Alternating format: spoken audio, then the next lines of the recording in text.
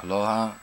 So this is part two, uh, and I thought I was gonna have enough time in the last one to talk about it, but that was the introduction to the main point I wanted to get to, which is the ego world in itself, and how we can understand that um,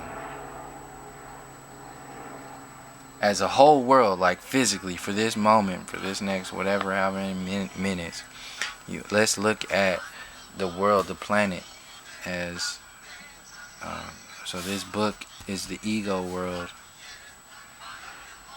This book is the ego world, and we're really as simple as something like this.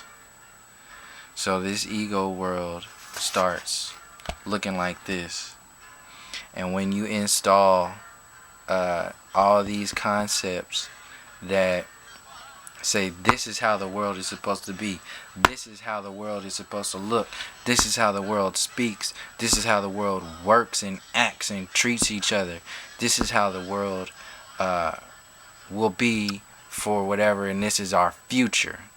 So, and it's funny that this is like representing the television, but yeah, that's it. So when you say, okay, what about this? You say, oh no, that's not what humanity is about. That's primitive. You are a primitive piece of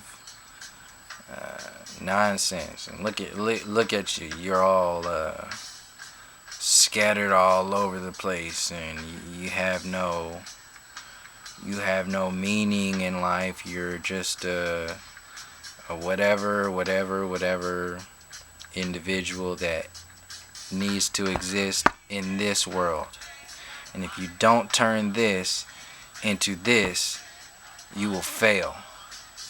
So that's the foundation of this broken situation we call the American dream, or humanity at its whole.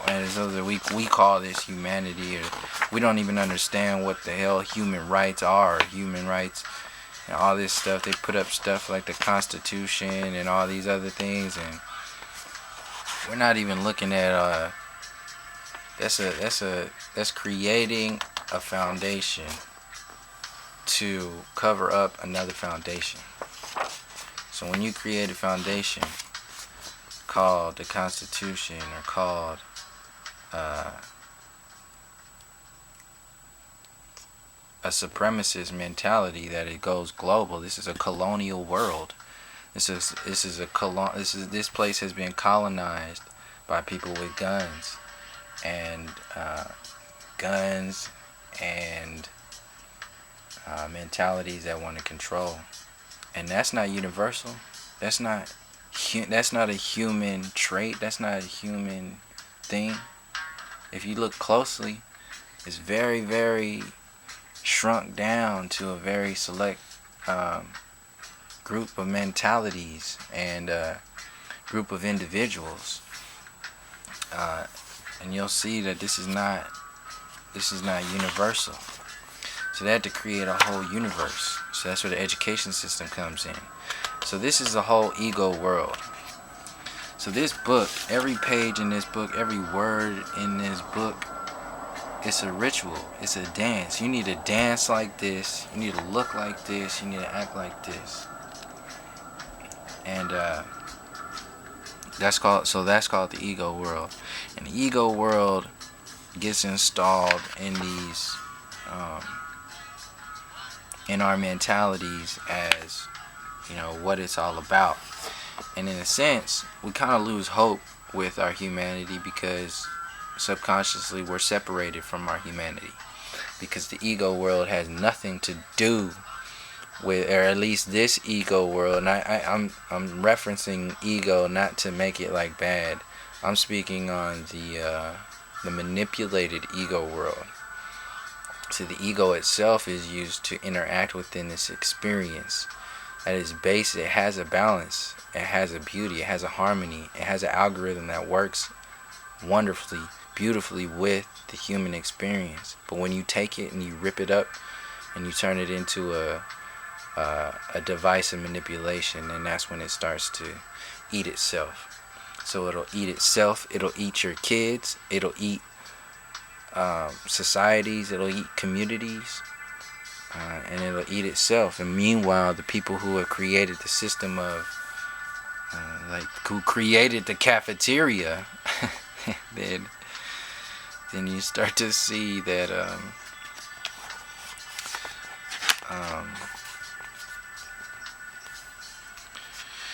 there's predators in the mix who are feeding off of this separation in this ego world. So that world gets created. It gets pumped into your face over and over again. You got the TV, you got the education system, you got the government, you got your politics, you got your peers, you gotta work. You gotta go to work and get money in order to, pay bills. So, just do what you gotta do, and then, before you know it, the day's over. You gotta go to the next day, next day, next day, next day, next day. And then that keeps going on. And sooner or later, we find ourselves in the place that we're at right now. But what people don't really want to talk about is the side effects. The side effects to this design, because what's being pumped out to everybody's faces is the face of television as what's going on. That's not what's going on. Not even what's going on. Facebook is not what's going on. And that's another version of this. The Facebook is just this. Facebook is just time life television for your face. Your own individual face of television. And you are convincing yourself of what has been designed. So Facebook is a foundation. And I speak of Facebook as like social media. I'm not trying to downplay anything right now. I'm just speaking from an observation point of what the ego world is and how it's interacted with or intermingled with our realities, and how it's separated us from our own humanity. So we keep emphasizing and pounding into our realities through each flicker rate moment,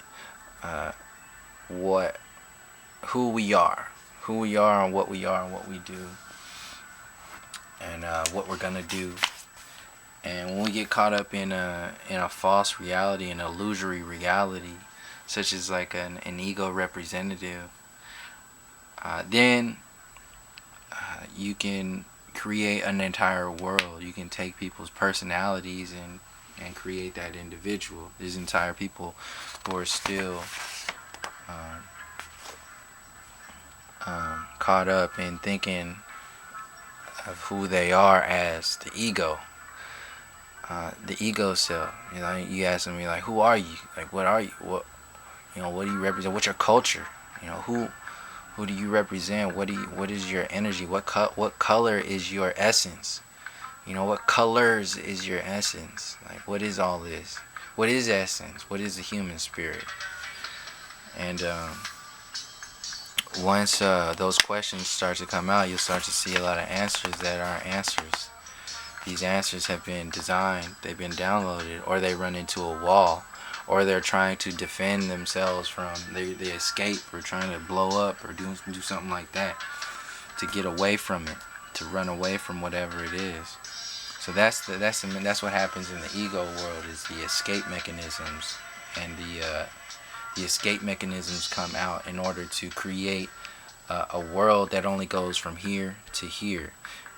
It's like anywhere out of one of these two pages, if you go out of this page, if you go from if you switch pages too quickly, and you did something wrong.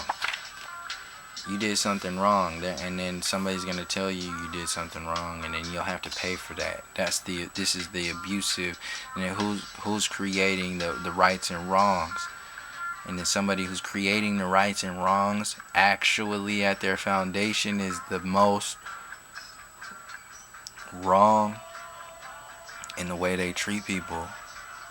So we have to look at our judges. We have to look at our leaders. We have to look at our our parents and what's happened to them, and a lot of our parents are coming into, this.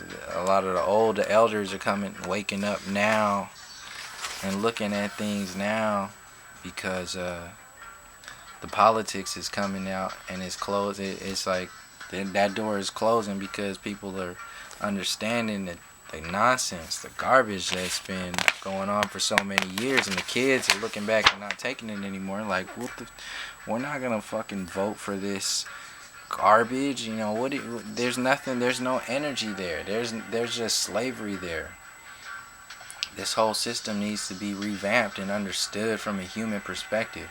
We can't just sit around and just let these things go on like this just because it's been going on like that. No, there are people who are there are people out here who knowing what's up.